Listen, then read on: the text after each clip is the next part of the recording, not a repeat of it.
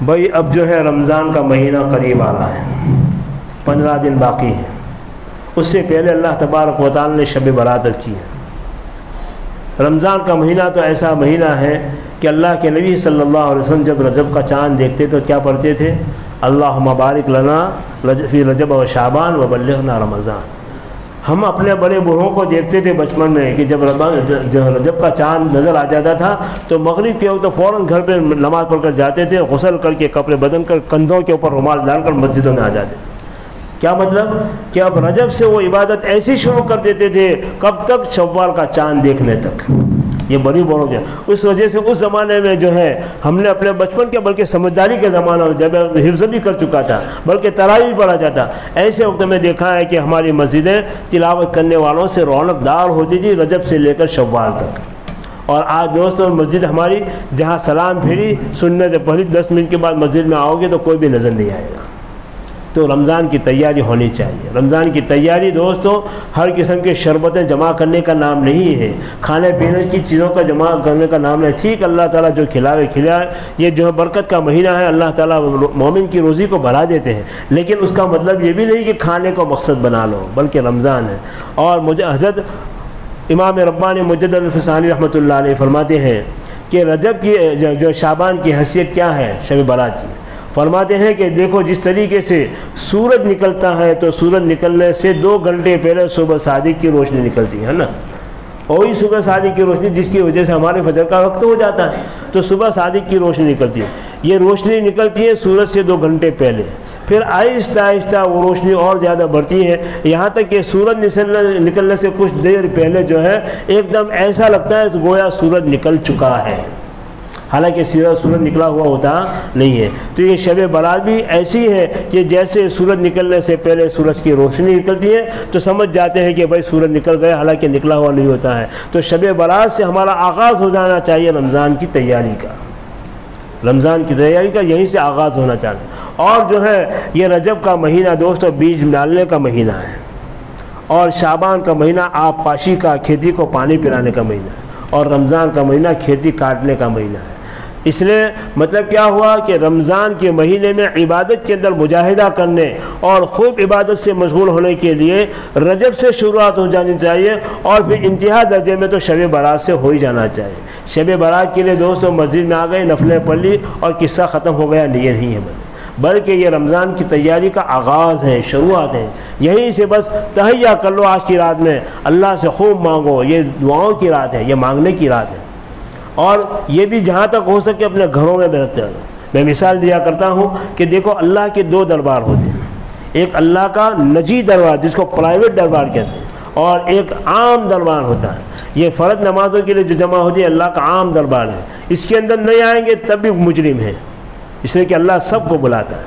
لیکن اگر بادشاہ کسی کو کہے دیکھو بھائی تم جو ہے رات کو 12 بجے یا 2 بجے میرے پاس آ جانا، تم سے خاص بات کرنی ہے، اب یہ رات کو 12-2 بجے جائے اور کوئی پورا ٹولہ لے کر جائے تو بادشاہ کیا کرے گا؟ اس کا کان پکڑ کر اس کو نکال لے گا، سزا دے گا کہ بھائی میں تجھے اعزاز و اکرام دیتا تھا کہ تنہا آنا اور تو پورے ٹولے کو لے کر آیا، بارات کو لے کر آیا، سزا ہوگی۔ تو یہ نوافل جو ہے یہ اللہ تبارک و تعالیٰ کا پرائیویٹ دربار ہے۔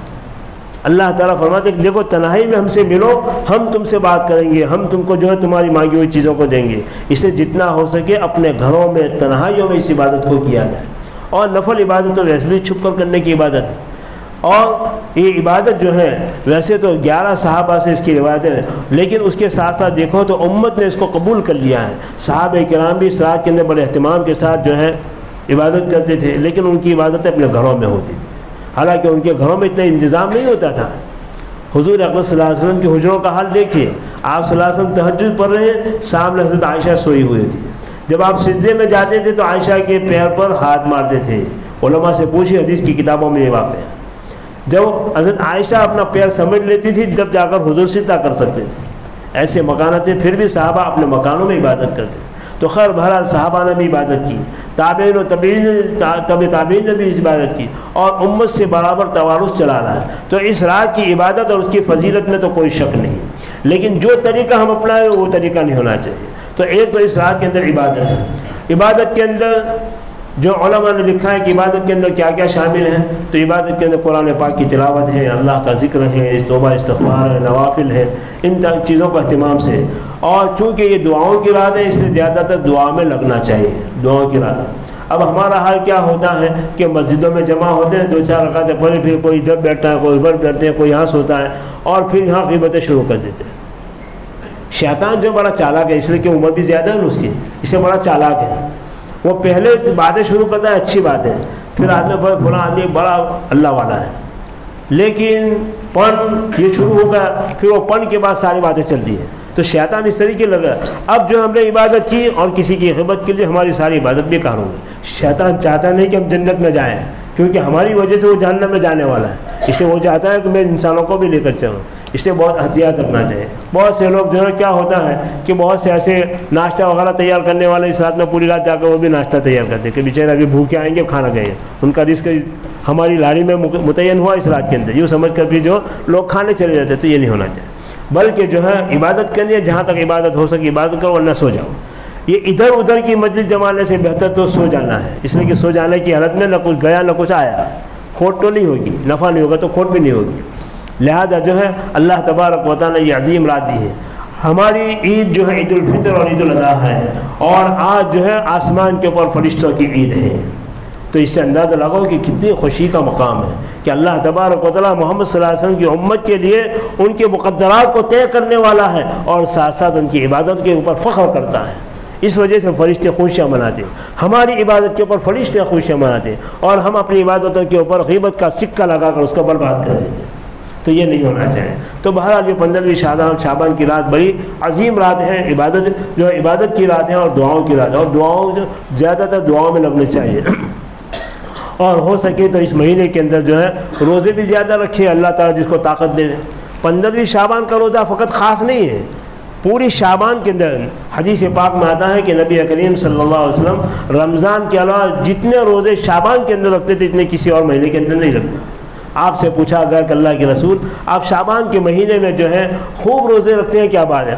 کہا کہ اس مہینے کے اندر انسانوں کے لیے اس کی مقدرات طے ہوتی ہیں، کس کو مرنا ہے، کون پیدا ہونے والا ہے، کس کی شادی ہونے والی ہے، کس کی طلاق ہونے والی ہے، کون جو نفع کمانے والا ہے، کون گھاٹا اٹھانے والا ہے. یہ ساری باتیں میں چاہتا ہوں کہ میرا نام اگر مردوں میں لکھا جائے تو اس حال میں روزے سے ہوں. حالانکہ اللہ کے نبی کی جو ہے نجات میں کوئی شک ہو سکتا ہے؟ نہیں ہو سکتا. آپ کے بغیر تو جنت کا دروازہ کھولنے والا نہیں. پھر بھی اللہ کے نبی جب اتنے مجاہدہ اتنے کوشش کریں تو ہمارا تمہارا کیا شمار دوستو؟ ہم تو گناہوں کے پتلے ہیں. لیکن پھر بھی بندہ جب ہاتھ اٹھا کر اللہ کے سامنے ایک آنسو بہا دیتا ہے، اللہ تعالیٰ فرشتوں کے اوپر فخر کرتا ہے کہ دیکھو میرا بندہ میرے خوف کی وجہ سے گناہوں کے اوپر رو رہا ہے، وہ سمجھتا ہے کہ میرا ایک رب ہے جو مجھے معاف کرنے والا ہے، مجھے سزا بھی دے سکتا ہے. لہذا فرشتوں روک میں نے اس کی مغفرت کر دی. اس لیے دوستو یہ رات کوئی معمولی رات نہیں ہے، یہ بڑی عظیم عبادت ہے. اولیاء کرام نے بھی اس رات کی عبادت کے اندر بڑا اہتمام کیا ہے. اس کے بڑے فضائل ہیں جو آپ جو ہے امام صاحب سے سنتے ہی رہتے ہیں. بس اصل تو کام یہ ہے کہ انسان اپنے سنے ہوئے پر اور جانے ہوئی چیز کے اوپر عمل کرے. اللہ تعالی ہمیں عمل کی توفیق عطا فرمائے. وآخر دعوانا